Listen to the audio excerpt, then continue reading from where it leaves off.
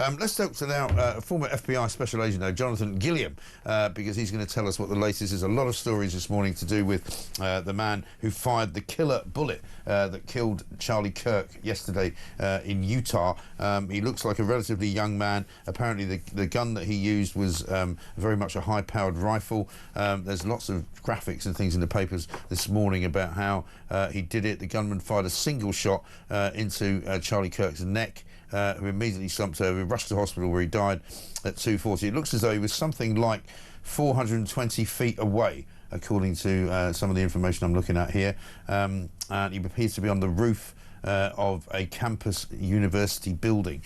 Jonathan, very good morning to you, sir. Good morning. Good to be with you guys. Thank Very you. entertaining show. I've never watched it before. I live over here. I've been sitting here watching it. Very entertaining. Well, listen, there's some terribly serious stories that we have to cover, but there's also, I mean, our government is so useless that it's an actually very entertaining government. But listen, thank you so much for joining us. It's a terribly shocking story. I mean, we you know, yesterday we had a very somber show, obviously, because we were all terribly shocked about what had happened to Charlie Kirk. And I'm really quite surprised, knowing what we know about the US law enforcement authorities, that they haven't caught this guy yet. Well, here's the problem, is that just like what happened in Pennsylvania with President Trump, and then later in Florida with President Trump, they left a tremendous avenue of approach for an attacker wide open. And like the lottery, if you continuously leave these avenues of approach open, eventually somebody is going to win the lottery. And somebody, in this case, the shooter, won the lottery, and he came in there and utilized that avenue of approach. And this is a problem in the United States. Really, it's a problem around the world. I do threat assessments all over the world. I've been all over the UK as well, in most of your venues. And some venues are great, other venues not so much. Right. We go in there, we do threat assessments, and we look at these areas from the attacker's point of view, and then we coordinate with law enforcement and with the venues. And often you run into hurdles with them where they don't want to secure certain areas. And I believe that's what happened here. There was only 6 police officers there, and they did not do a threat assessment well enough to secure this building and the roof. Right, and was some of that down to Charlie Kirk's kind of just, you know, affability, if you like? You know, he wanted to be out there, he wanted to be in the mix, he wanted to talk to people, he didn't want to be protected by, you know, sort of presidential style security. Is that part of the issue here? Well, it is with all entertainers, but you know, when you work with these people constantly, you have to train them. You literally have to train them and help them understand it. He could still have his events outside, but you have to do the proper threat assessment and lock down the areas, such as buildings and the roofs. Why do people keep continuously getting on these buildings? And this individual showed up with less than an hour before the shot, and somehow found his way up to that roof, which leads me to believe he probably knew that campus. But I didn't even really answer your first question. The reality is, what's taken so long to get to this is because they didn't do the threat assessment properly, and that guy was able to get up there and then leave. And so law enforcement's hours and hours behind trying to track this individual. Right, because I mean, knowing not very much about, you know, the use of high-powered rifles, but you know, knowing from what I see just in movies and things, you know, you have to get up on the roof, you have to assemble the gun if it hasn't been assembled already.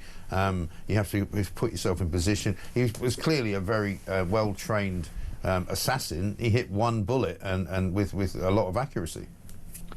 I don't know how accurate, or I don't know how well trained he was. I mean, from that distance, about 173 yards with a 30-06, that is a very easy shot. You're nowhere close to the max effective range for that weapon. I mean, you're well inside that. So with a scope, if Charlie Kirk was running, you could have hit him. I just show you how to use a gun, you probably could have hit a moving target.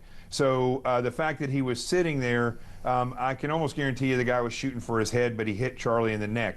And so I don't think he was trained that well, but I think he just had a wide open opportunity because the vulnerability was there and he exploited it. Right. And we've seen pictures this morning of this guy. They're on all the front pages. What's the FBI like to be doing in the next sort of 24 hours? They've got a picture. Have they got CCTV? Would they have any other you know, ability to track him in any way? Well, they have the phone. here in the United States, I'm assuming it's the same way in Europe and around the UK, is that your phone, whenever you're using your phone, or even if you're not using it, it's pinging off of cell towers. Sure.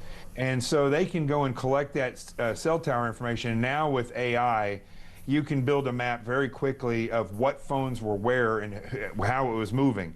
And if this guy had a phone on him, and I'm thinking that you could see one in his pocket, most likely he did have a phone on him. They're tracking that. They're looking for cameras.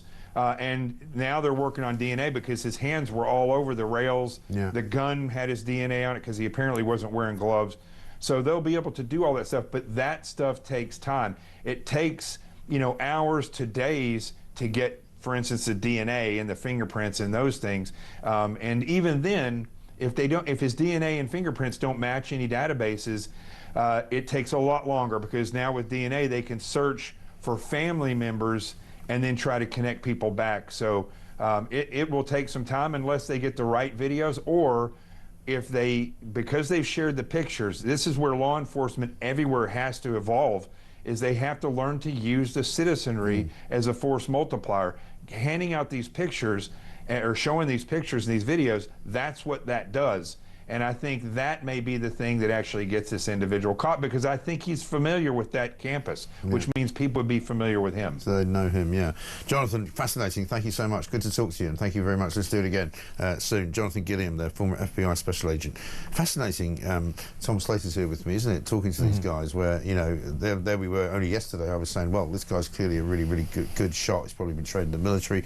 There he's going, you know, with the kind of gun he's got, actually, you know, pretty much anybody can fire it and probably hit the guy. No, absolutely. Astonishing. And there'll be so much that we'll still learn, not just about the suspects, his motivations, all the rest of it, but also how this was allowed to happen. Yeah. I mean, especially because of how much protests and violence often there has been on American university campuses, particularly when someone like Charlie Kirk shows up. Yeah. The fact that there are only 6 campus police officers, like Spike did an event on a university campus a good number of years ago now, and they insisted on there being at least 10 police officers at this thing. Yeah. They were doing bag checks on the way in. No one knew who we were. We were this little magazine from the UK, and yet because of the topic, it was about free speech, safe space, or whatever. Even that incurred, this was in the US. This was in the US, but even that incurred all of this kind of level of security. So the fact that a figure as massive as Charlie Kirk is on American university campuses, that there wasn't that level of security is going to be another question that people ask about this, definitely. Absolutely, extraordinary.